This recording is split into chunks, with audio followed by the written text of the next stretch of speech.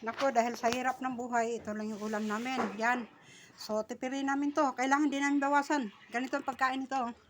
Ito lang munang okra. Ito muna ha.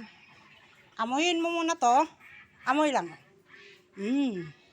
Tapos, yan. Tapos, oh. Magagalit ito mamaya.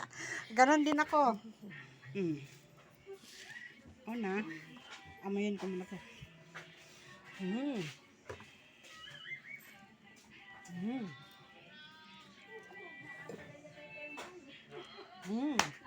Ako naman.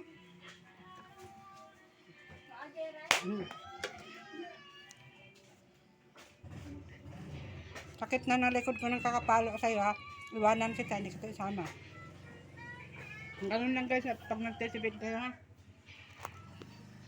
Pinalo ako.